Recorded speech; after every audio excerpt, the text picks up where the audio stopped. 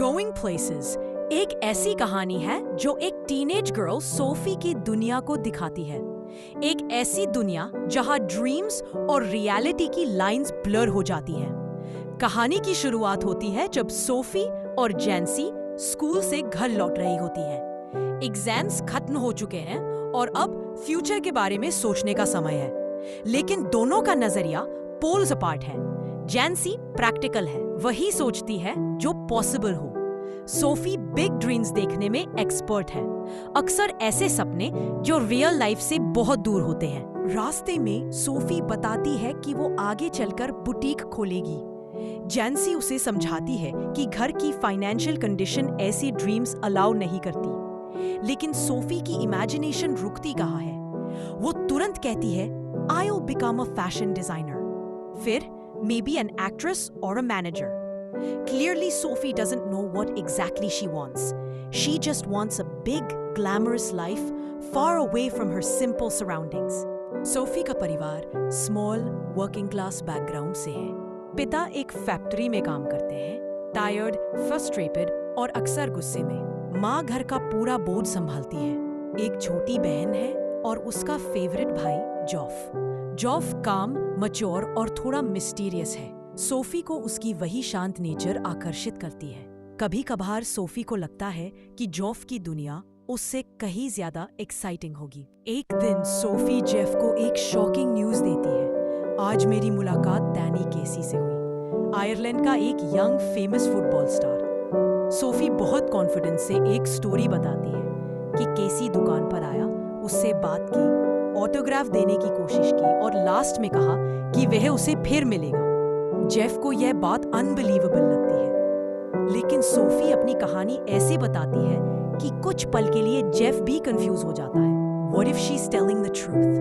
Sophie की सबसे बड़ी प्रॉब्लम यही है। She imagines so deeply that she herself starts believing her lies. जब सोफी की स्टोरी घर में फैलती है, पिता एंग्री हो जाते हैं। वह कहते हैं, डैनी केसी इतना बड़ा प्लेयर है, उसे किसी अननोन लड़की से मिलने की फुर्सत नहीं होगी। और सोफी के ऐसे झूठ घर की हालात देखकर बिल्कुल भी ठीक नहीं लगते। जैंसी भी चिंतित है कि कहीं ये बात बाहर जाकर जोक ना बन जाए। धीरे धीरे सोफी अपनी ही कहानी में खोने लगती है। वह सोचती है कि केसी उससे फिर मिलेगा, वे उसे याद करेगा और शायद उसकी लाइफ बदल जाएगी। चलते चलते भी वे डे ड्रीम करती है कि जेफ उसे अपनी बाइक पर लेकर खूबसूरत जगहों पर जा रहा है, कि लोग उसे एडमायर करते हैं, कि उसकी जिंदगी किसी मूवी जैसी है। रियलिटी से एस्केप करने के लिए इमेजिनेशन उसका सेफ स्पेस बन जाता है। धीरे धीरे सोफी अपनी ही कहानी में खोने लगती है। वह सोचती है कि केसी उससे फिर मिलेगा, वे उसे याद करेगा और शायद उसकी लाइफ बदल जाएगी। चलते चलते भी वे डे ड्रीम करती है कि जेफ उसे अपनी बाइक पर लेकर खूबसूरत जगहों पर जा रहा है, कि लोग उसे एडमायर करते हैं, कि उसकी जिंदगी किसी मूवी जैसी है।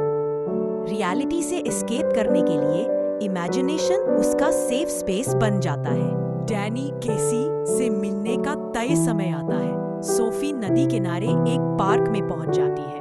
वह बैठकर इमेजिन करती है, केसी आएगा, स्माइल करेगा, उससे बात करेगा, लेकिन डैनी कभी नहीं आता।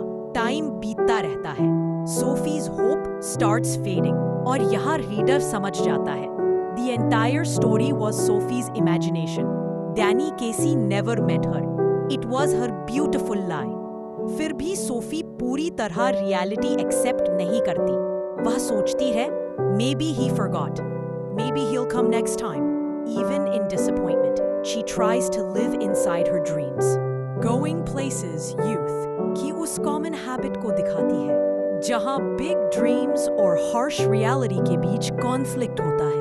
सोफी इतनी इमेजिनरी वर्ल्ड में रहती है क्योंकि उसकी जिंदगी मोनोटोनस है, फैमिली फाइनेंशियली कमजोर है, लाइफ में एक्साइटमेंट नहीं है, इसलिए वह सपनों में एक नई दुनिया बनाती है।